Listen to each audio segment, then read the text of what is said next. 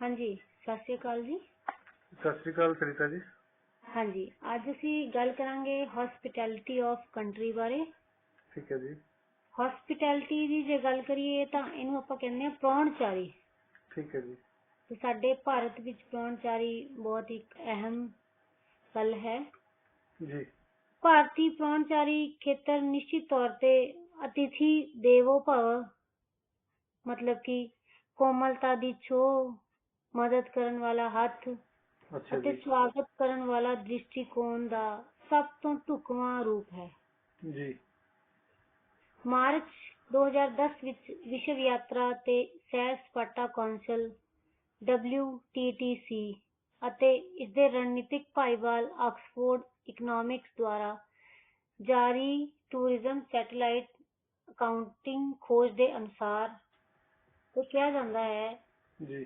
ਕਿ ਪ੍ਰਾਹੁਣਚਾਰੀ ਦੁਨੀਆ ਦਾ ਸਭ ਤੋਂ ਵੱਡਾ ਸੇਵਾ ਉਦਯੋਗ ਹੈ, ਅੱਛਾ ਜੀ।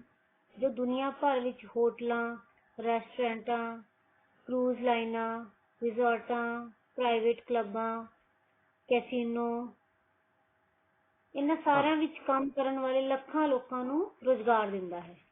ਠੀਕ ਹੈ ਜੀ। ਵਿਸ਼ਵ ਆਰਥਿਕ ਫੋਰਮ ਦੁਆਰਾ ਯਾਤਰਾ ਤੇ ਸੈਰ ਸਪਾਟਾ ਪ੍ਰਤੀਯੋਗਿਤਾ ਰਿਪੋਰਟ 2009 ਦੇ ਅਨੁਸਾਰ ਜੀ। ਭਾਰਤ ਏਸ਼ੀਆ ਪੈਸੀਫਿਕ ਖੇਤਰ ਵਿੱਚ 11ਵੇਂ ਤੇ ਕੁੱਲ ਮਿਲਾ ਕੇ 62ਵੇਂ ਸਥਾਨ ਤੇ ਹੈ। ਅੱਛਾ ਜੀ। ਵਿਸ਼ਵ ਦੇ ਆਕਰਸ਼ਕ ਸਥਾਨਾਂ ਦੀ ਸੂਚੀ ਵਿੱਚ 3 ਸਥਾਨਾਂ ਉੱਤੇ ਚੜ੍ਹ ਕੇ ਇਸ ਨੂੰ ਆਪਣੇ ਕੁਦਰਤੀ ਸਰੋਤਾਂ ਲਈ 14ਵਾਂ ਸਭ ਤੋਂ ਵਧੀਆ ਸੈਰ ਸਪਾਟਾ ਸਥਾਨ ਅਤੇ ਇਸ ਦੇ ਸੱਭਿਆਚਾਰਕ ਸਰੋਤਾਂ ਲਈ 24ਵਾਂ ਦਰਜਾ ਦਿੱਤਾ ਗਿਆ ਹੈ। ਅੱਛਾ ਜੀ। ਜਿਸ ਵਿੱਚ ਬਹੁਤ ਸਾਰੀਆਂ ਵਿਸ਼ਵ ਵਿਰਾਸਤੀ ਥਾਵਾਂ, ਕੁਦਰਤੀ ਅਤੇ ਸੱਭਿਆਚਾਰਕ, ਅਮੀਰ ਜੀਵ ਜੰਤੂ ਅਤੇ ਦੇਸ਼ ਵਿੱਚ ਮਜ਼ਬੂਤ ਰਚਨਾਤਮਕ ਉਦਯੋਗ ਹਨ। ਅੱਛਾ ਜੀ। ਤੇ ਭਾਰਤ ਨੇ ਆਪਣੇ ਹਵਾਈ ਆਵਾਜਾਈ ਨੈਟਵਰਕ ਲਈ 37ਵਾਂ ਰੈਂਕ ਹਾਸਲ ਕੀਤਾ ਹੈ। ਜੀ।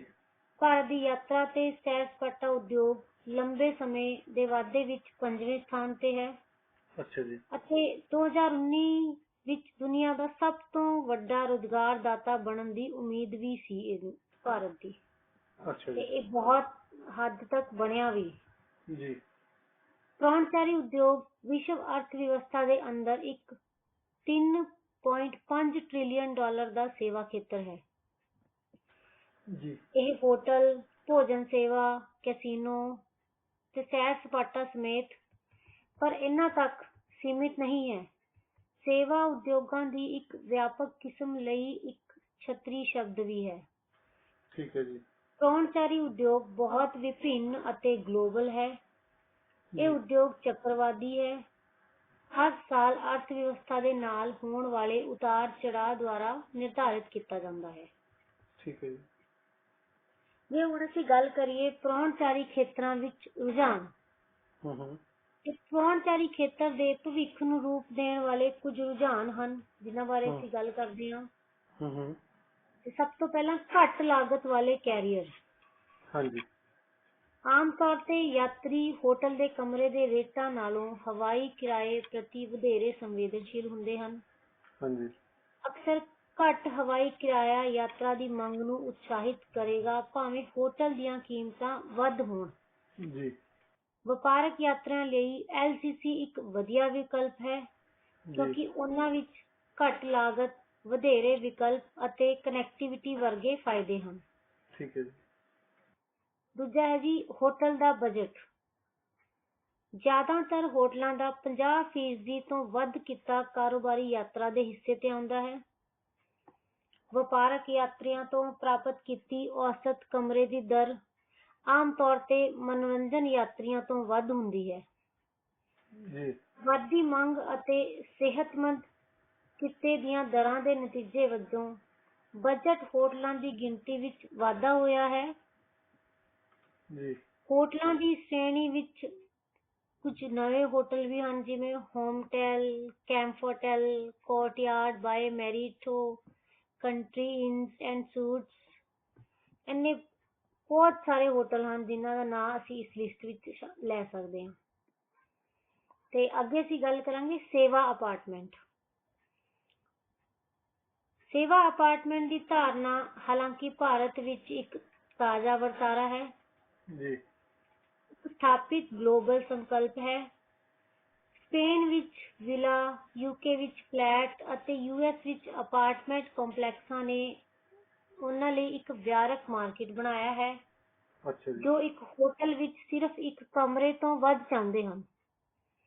ਸਰਵਿਸ ਅਪਾਰਟਮੈਂਟਸ ਰਿਹਾਇਸ਼ ਦਾ ਨਵੀਨਤਮ ਰੁਝਾਨ ਹੈ, ਹਾਂਜੀ ਜੋ ਕਿ ਕਿਸੇ ਘਰ ਦੇ ਰੱਖ ਰਖਾਅ ਜਾਂ ਦੇਖਭਾਲ ਕਰਨ ਦੀਆਂ ਮੁਸ਼ਕਲਾਂ ਤੋਂ ਬਿਨਾਂ ਆਰਾਮ ਅਤੇ ਸਹੂਲਤ ਦੀ ਪੇਸ਼ ਕਰਦਾ ਹੈ। ਠੀਕ ਹੈ ਜੀ ਦਰਮਿਆਨੇ ਤੋਂ ਲੰਬੇ ਸਮੇਂ ਤੱਕ ਠਹਿਰਨ ਵਾਲੇ ਮਹਿਮਾਨਾਂ ਲਈ ਆਦਰਸ਼ ਤੌਰ ਤੇ ਢੁਕਵੇਂ ਸਰਵਿਸ ਅਪਾਰਟਮੈਂਟ ਕਾਰਪੋਰੇਟ ਕਰਮਚਾਰੀਆਂ ਜਾਂ ਕਿਸੇ ਖਾਸ ਸ਼ਹਿਰ ਵਿੱਚ ਰਹਿਣ ਵਾਲੇ ਪ੍ਰਵਾਸੀਆਂ, ਲੰਬੇ ਸਮੇਂ ਲਈ ਦੇਸ਼ ਦਾ ਦੌਰਾ ਕਰਨ ਵਾਲੇ ਗੈਰ ਨਿਵਾਸੀ ਭਾਰਤੀ ਅਤੇ ਲੰਬੇ ਸਮੇਂ ਲਈ ਸ਼ਹਿਰ ਵਿੱਚ ਆਉਣ ਵਾਲੇ ਵਿਦੇਸ਼ੀ ਲੋਕਾਂ ਲਈ ਇਹ ਇੱਕ ਕੁਦਰਤੀ ਵਿਕਲਪ ਹੈ। ਠੀਕ ਹੈ ਜੀ ਅੱਗੇ ਗੱਲ ਕਰਾਂਗੇ ਟੈਕਨੋਲੋਜੀ ਬਾਰੇ। ਠੀਕ ਹੈ। ਯਾਤਰਾ ਤੇ ਟੈਕਨੋਲੋਜੀ ਹੁਣ ਅਟੁੱਟ ਬਣ ਗਏ ਹਨ। ਹਾਂਜੀ ਟੈਕਨੋਲੋਜੀ ਉੱਚ ਤਕਨੀਕੀ ਵੀਡੀਓ ਕਾਨਫਰੰਸਿੰਗ ਸੁਵਿਧਾਵਾਂ, ਵੈਬ ਕੈਮਰੇ ਅਤੇ ਕਾਨਫਰੰਸਿੰਗ ਦੇ ਵਰਚੁਅਲ ਰਿਐਲਿਟੀ ਮੋਡ ਨਾਲ ਆਪਣੀ ਤਰੱਕੀ ਕਰ ਰਹੀ ਹੈ। Online booking, e ticketing, wifi internet connectivity, ਜਾਣਕਾਰੀ ਤੱਕ ਆਸਾਨ ਪਹੁੰਚ ਆਦਿ ਕੁਝ ਅਜਿਹੇ ਖੇਤਰ ਹਨ ਜਿੱਥੇ ਟੈਕਨੋਲੋਜੀ ਨੇ ਸਾਡੇ ਸਫ਼ਰ ਦੇ ਤਰੀਕੇ ਨੂੰ ਪੂਰੀ ਤਰ੍ਹਾਂ ਬਦਲ ਕੇ ਰੱਖ ਦਿੱਤਾ ਹੈ। ਜੀ ਤਾਂ ਇਸ ਕਰਕੇ ਸਾਨੂੰ ਯਾਤਰਾ ਕਰਨਾ ਹੁਣ ਬਹੁਤ ਜ਼ਿਆਦਾ ਸੌਖਾ ਵੀ ਹੋ ਗਿਆ ਹੈ। ਕਮਰਾ ਹਾਂਜੀ। ਬੁੱਕ ਕਰਾਉਣਾ ਜਾਂ ਉਹ ਹੋਟਲ ਬਾਰੇ ਜਾਣਕਾਰੀ ਪ੍ਰਾਪਤ ਕਰਨਾ, ਹੋਰ ਸੇਵਾਵਾਂ ਲਈ ਵੀ ਅਸੀਂ ਇੰਟਰਨੈਟ ਦੀ ਸਹਾਇਤਾ ਲੈ ਸਕਦੇ ਹਾਂ। ਹਾਂਜੀ ਵਫ਼ਾਦਾਰੀ ਯਾਤਰਾ। ਅੱਜ airline credit card company tie up ਨੇ ਯਾਤਰੀਆਂ ਲਈ ਪੂਰੀ ਸ਼੍ਰੇਣੀ ਦੇ ਲਾਭ ਲਿਆਏ ਹਨ। ਇਹਨਾਂ ਵਿੱਚ ਬੀਮਾ ਕਵਰ, ਅਪਗ੍ਰੇਡ, ਮੁਫਤ ਟਿਕਟਾਂ, ਜੀ ਕਾਰਜਕਾਰੀ ਲਾਂਚ ਤੱਕ ਪਹੁੰਚ ਅਤੇ ਹੋਰ ਵੀ ਬਹੁਤ ਸਾਰੀਆਂ ਚੀਜ਼ਾਂ ਸ਼ਾਮਲ ਹਨ। ਜੀ ਭਾਰਤ ਵਿੱਚ ਪਰਾਹੁਣਚਾਰੀ ਉਦਯੋਗ ਬਹੁਤ ਤੇਜ਼ੀ ਨਾਲ ਵੱਧ ਰਿਹਾ ਹੈ। ਇਹ ਖੇਤਰ ਭਾਰਤ ਸਭ ਤੋਂ ਜ਼ਿਆਦਾ ਵਧਣ ਵਾਲੇ ਖੇਤਰਾਂ ਵਿੱਚੋਂ ਇੱਕ ਹੈ। ਇਸ ਦੇ 2007 ਅਤੇ 2016 ਦੇ ਵਿਚਕਾਰ 8% ਦੀ ਦਰ ਨਾਲ ਵਾਧਾ ਹੋਇਆ ਹੈ ਤੇ ਇਹ ਆਰਥਿਕਤਾ ਵਿੱਚ ਵੀ ਬਹੁਤ ਵੱਡਾ ਯੋਗਦਾਨ ਪਾ ਰਿਹਾ ਹੈ। ਜੀ ਬੇਮਿਸਾਲ ਵਿਕਾਸ ਦੀਆਂ ਸੰਭਾਵਨਾਵਾਂ ਅਤੇ ਅਸੀਮਿਤ ਵਪਾਰਕ ਸੰਭਾਵਨਾਵਾਂ ਨੂੰ ਜੋੜਦੇ ਹੋਏ ਉਦਯੋਗ ਨਿਸ਼ਚਿਤ ਤੌਰ ਤੇ ਦੇਸ਼ ਦੇ ਬਦਲਦੇ ਚਿਹਰੇ ਵਿੱਚ ਇੱਕ ਪ੍ਰਮੁੱਖ ਖਿਡਾਰੀ ਬਣਨ ਦੀ ਦਿਸ਼ਾ ਵਿੱਚ ਹੈ। ਹਾਂਜੀ ਇਸ ਤੋਂ ਇਲਾਵਾ ਦੇਸ਼ ਦੇ ਬੁਨਿਆਦੀ ਢਾਂਚੇ ਜਿਵੇਂ ਕਿ ਹਵਾਈ ਅੱਡਿਆਂ, ਰਾਸ਼ਟਰੀ ਰਾਜਮਾਰਗਾਂ ਆਦਿ ਨੂੰ ਅਪਗ੍ਰੇਡ ਕਰਨ ਅਤੇ ਵਿਸਤਾਰ ਕਰਨ ਦੀ ਸਰਕਾਰ ਦੀ ਪਹਿਲ ਕਦਮੀ ਤੇ ਬੈਂਕਿੰਗ, ਸੈਰ ਸਪਾਟਾ ਅਤੇ ਪਰਾਹੁਣਚਾਰੀ ਉਦਯੋਗ ਨੂੰ ਇਸ ਦੇ ਵਿਕਾਸ ਵਿੱਚ ਉਛਾਲ ਮਿਲਣਾ ਹੈ। ਹਾਂਜੀ ਇਹਨਾਂ ਸਾਰੀਆਂ ਸੁਵਿਧਾਵਾਂ ਕਰਕੇ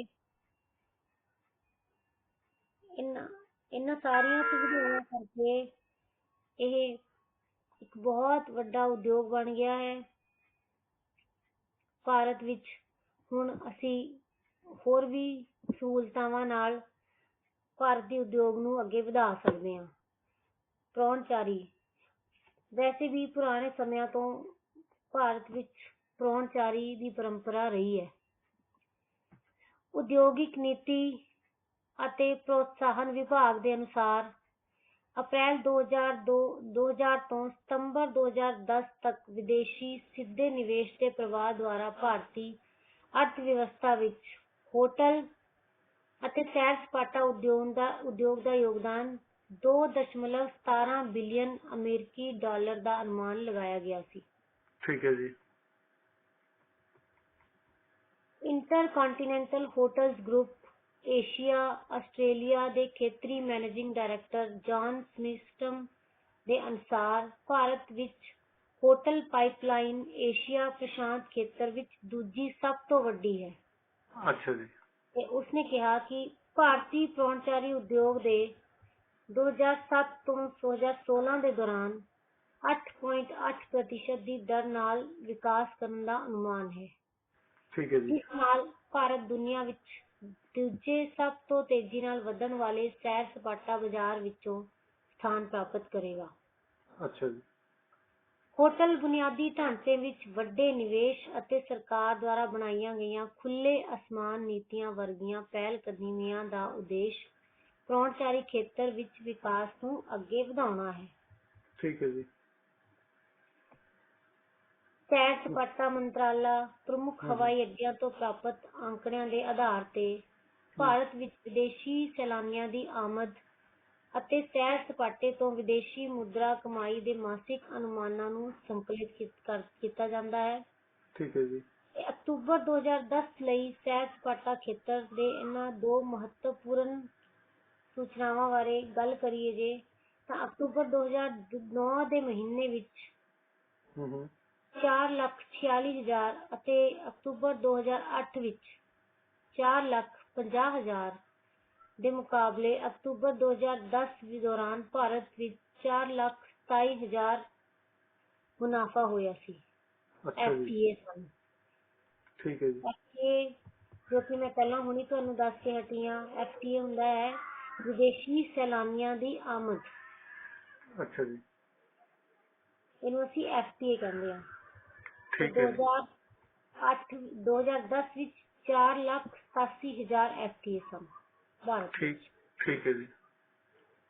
ਜਨਵਰੀ ਅਕਤੂਬਰ 2010 ਦੀ ਮਿਆਦ ਦੇ ਦੌਰਾਨ 9.9% ਦੀ ਵਾਧਾ ਦਰ ਨਾਲ 4.32 ਮਿਲੀਅਨ FTA ਸਨ। ਅੱਛਾ ਜੀ। ਤੇ ਅਕਤੂਬਰ 2010 ਦੇ ਮਹੀਨੇ ਦੌਰਾਨ ਸੈਰ ਸਪਾਟੇ ਤੋਂ ਫੀਸ 1.18 ਬਿਲੀਅਨ ਅਮਰੀਕੀ ਡਾਲਰ ਸੀ, ਜਦੋਂ ਕਿ ਅਕਤੂਬਰ 2009 ਵਿੱਚ ਇਹ 1.9 ਬਿਲੀਅਨ ਸੀ। ਅੱਛਾ ਜੀ। ਤੇ ਹੁਣ ਅਸੀਂ ਗੱਲ ਕਰੀਏ ਜੇ ਆਬਾਦੀ ਵੀ ਬਹੁਤ ਬਦਲ ਰਹੀ ਹੈ ਤੇ ਲੋਕ ਵੀ ਲੰਬੇ ਸਮੇਂ ਤੱਕ ਜੀ ਰਹੇ ਹਨ ਜੀ। ਪਰਿਵਾਰ ਦੇ ਮੁੱਖੀ ਸੇਵਾਵਾਂ ਪ੍ਰਦਾਨ ਕਰਨ ਦੀ ਜ਼ਰੂਰਤ ਜਲਦੀ ਹੀ ਸਿਖਰ ਤੇ ਹੋਵੇਗੀ। ਹਾਂਜੀ। ਇਹਨਾਂ ਨਾਲ ਨੌਜਵਾਨ ਵਰਕਰਾਂ ਦੀ ਗਿਣਤੀ ਵੀ ਵਧੇਗੀ। ਹਾਂਜੀ। ਕਮਾਈ ਵਿੱਚ ਵੀ ਵਾਧਾ ਹੋਏਗਾ।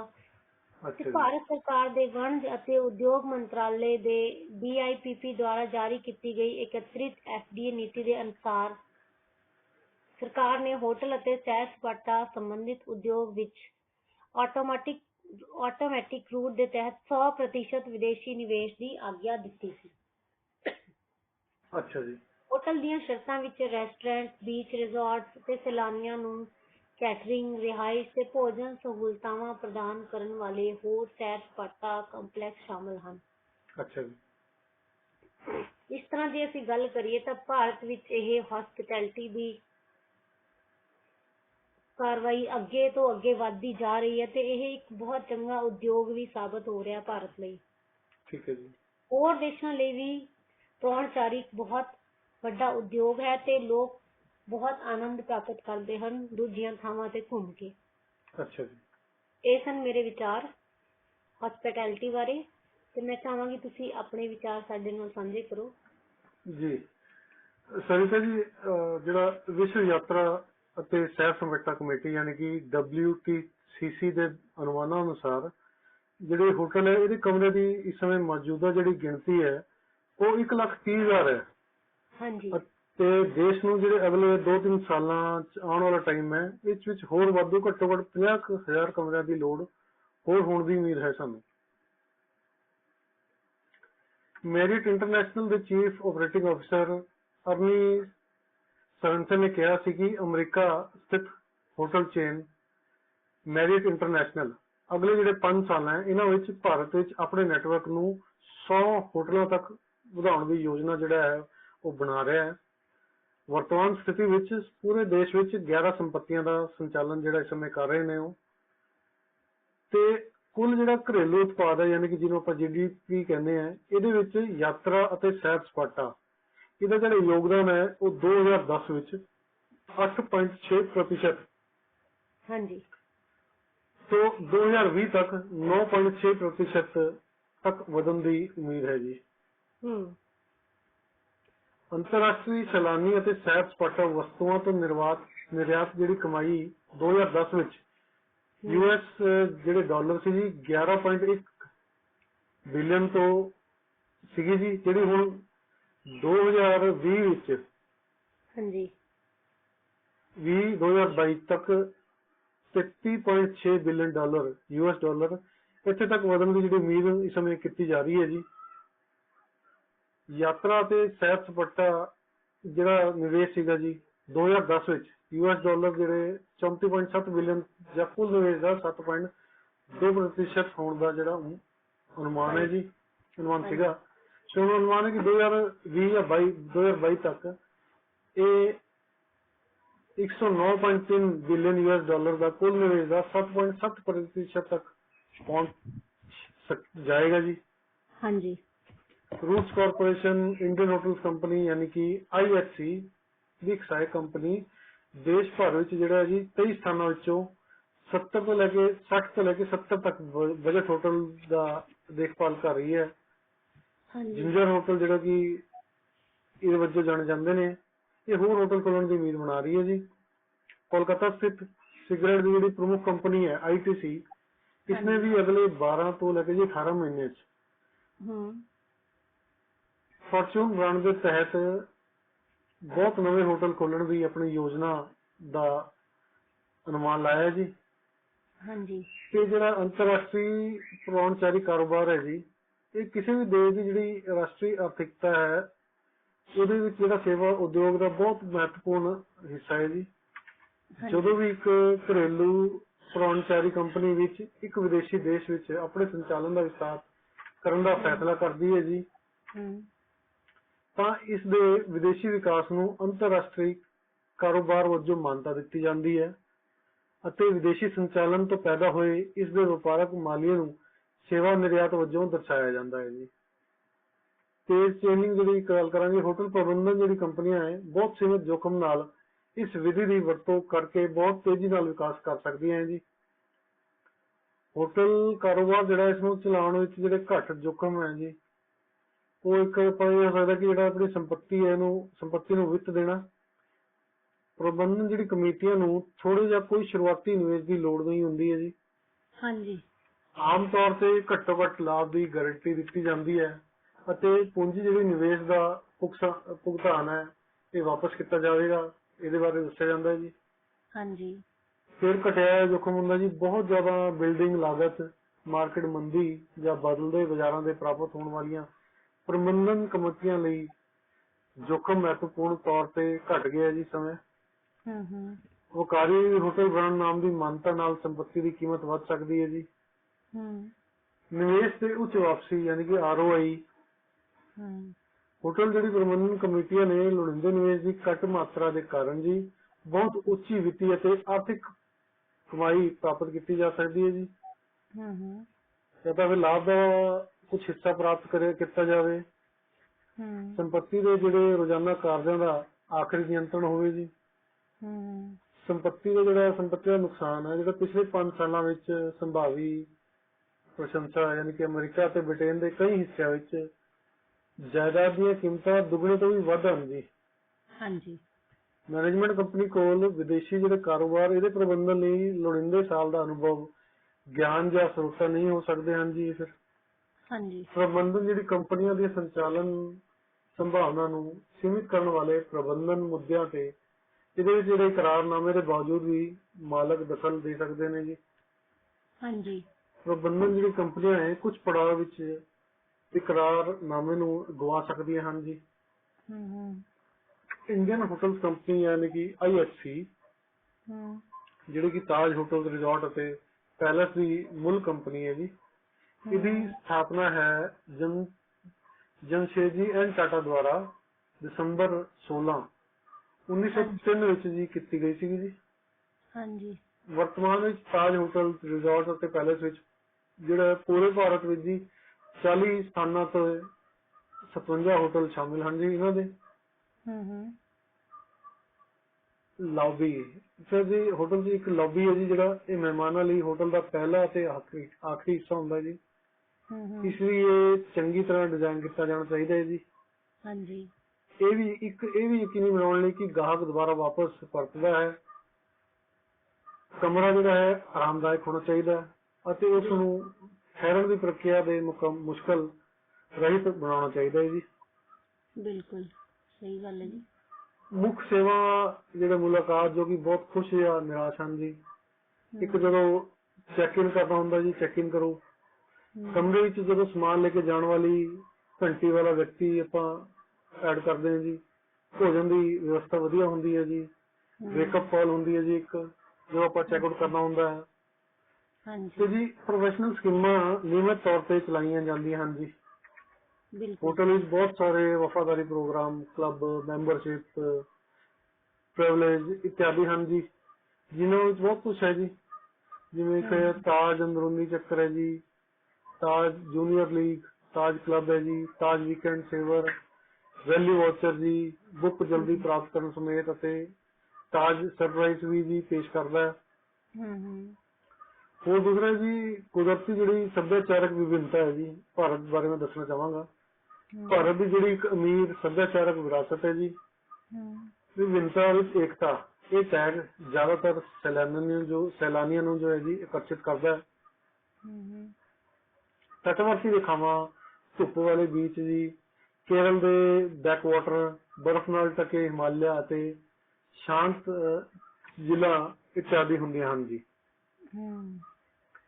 ਉਸ ਤੋਂ ਬਾਅਦ ਜੀ ਫਿਰ ਮੰਗ ਸਪਲਾਈ ਦਾ ਜਿਹੜਾ ਪਾੜਾ ਹੈ ਉਹਦੀ ਗੱਲ ਕਰਾਂਗੇ ਆਪਾਂ। ਭਾਰਤੀ ਹੋਟਲ ਉਦਯੋਗ ਕਮਰਿਆਂ ਦੀ ਮੰਗ ਅਤੇ ਸਪਲਾਈ ਦੇ ਵਿਚਕਾਰ ਇੱਕ ਜਿਹੜਾ ਬੇਮੇਲ ਹੈ ਜੀ, ਇਹ ਹੋਣ ਦਾ ਸਾਹਮਣਾ ਕਰ ਰਿਹਾ ਜੀ।